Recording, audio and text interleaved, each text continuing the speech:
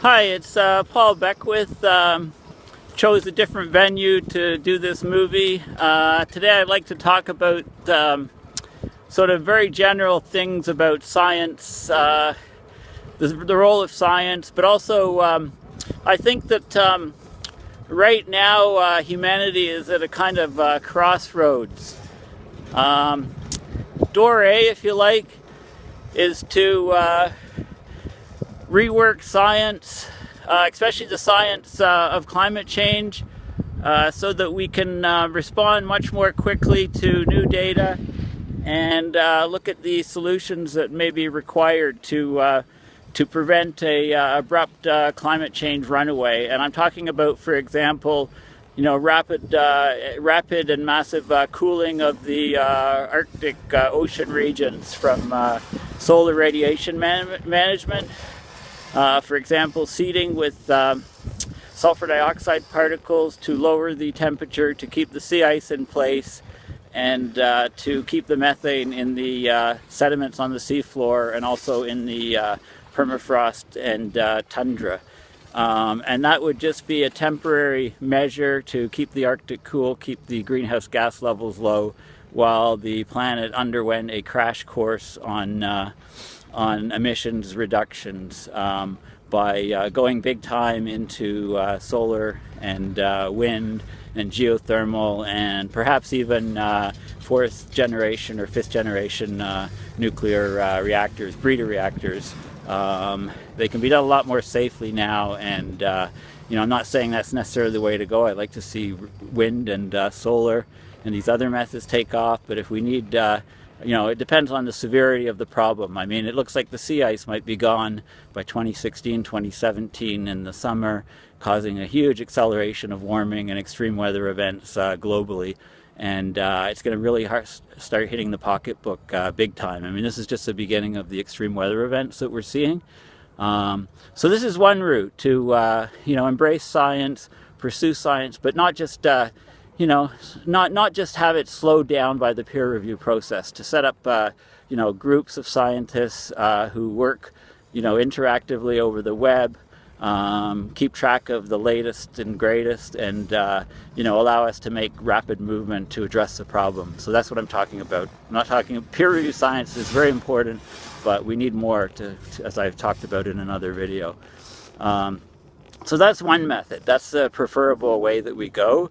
But the other way is I have great concerns about, and that is, we're seeing a disrespect of science. We're seeing a turning away of science, and we're going to more religious fundamentalism or, superstitious beliefs about things. And this is a real threat.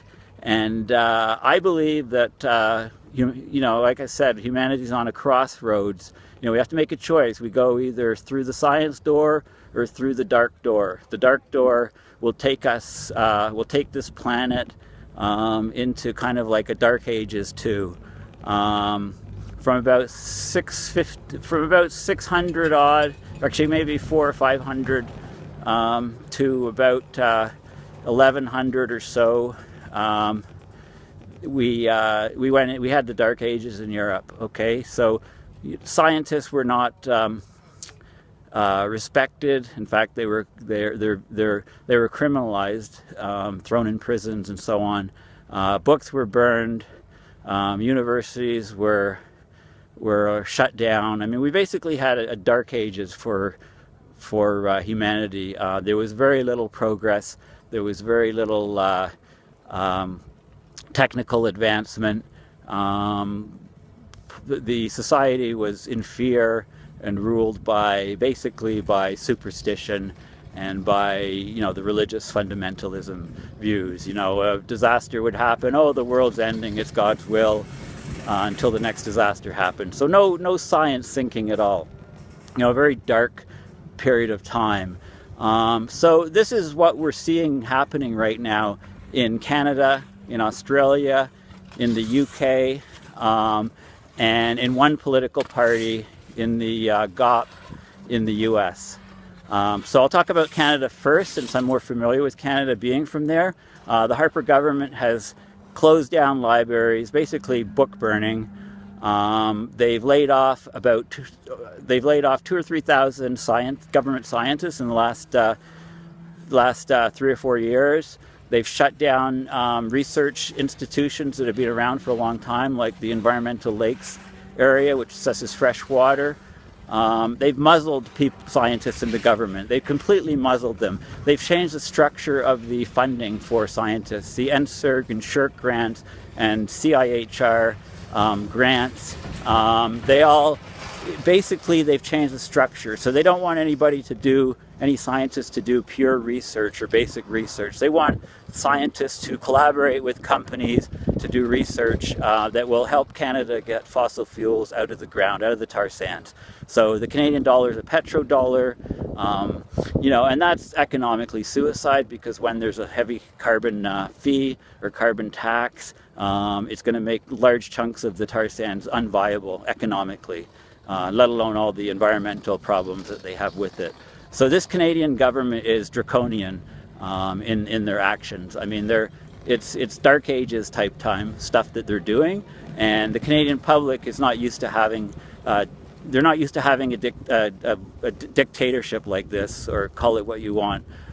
So Canadians are too passive. They need to get up and see what the hell's going on, because election laws are being changed. Everything is being changed in favor of the ruling Conservative Party, and if they go and cancel elections in Canada at some point, I wouldn't be surprised. Wouldn't faze me one bit. A lot of people would cry bloody murder, but I just don't see this country is going down the tubes in terms of their science stuff. So, and Canadians are just sitting by letting it happen. There is noise, but it's not organized enough. There's a whole bunch of different groups that are opposed to it. So in Canada is definitely going Dark Ages too. Australia is just as bad, and before it wasn't so bad, but more recently, with the latest government there, they're slashing and burning fossil fuel projects. They're slashing and burning renewable energy projects. They're increasing fossil fuel projects. They're bombing out big chunks, ripping out big chunks of the Great Barrier Reef to put in coal ports to increase their coal, and they're running off the same playbook that the Harper government in Canada is running off of, and it all comes down to the Republican Party in the U.S. Okay, I mean, these groups are all heavily connected, heavily funded by industry, by large donors, private donors. Just to maintain the status quo, basically, is what they're doing. And there's about $1 billion that's going into that. So that's being spread over all these countries. So Australia is not as bad as Canada. I'd say Canada is the worst right now. And then the UK was also going the way of Canada and Australia. But the massive flooding, the country just got hammered like unbelievably by the extreme weather events, flooding, storms. Their coastline was geologically changed. There are landmarks that have been there for thousands of years, and these things were just washed away. They have new coastlines. They lost different structures. Some of the waves were 15, 20 meters high. In fact, a 90-foot plus wave, 30 meters, was recorded by an ocean buoy off Ireland. So, they just got hammered, and incessant rains because the jet streams were warped, and, just carried moist air across the Atlantic over to the UK. And they had massive amounts of rainfall, which flooded large sections of the low-lying areas. And the Thames Barrier, I think it went up 50 times or something altogether. It's just incredible. So this kind of changed the tune of the government and the people a little bit, and they became more climate change aware, more extreme weather aware. Of course, the big elephant in the room is the U.S. Republican Party. If they take power, if they were to get in power again, then I would say that the world's clearly going to Dark Ages type of a situation, and it's just going to get worse and worse. So hopefully that doesn't happen. Hopefully people come to their senses, and when extreme weather events happen, they say, oh my God, we've got to do something. We've got to study the science, see what's going on, rather than throw up their hands and say, hallelujah, the world's coming to an end. It's God's will. So door A or door B, I choose door A for science. Thank you.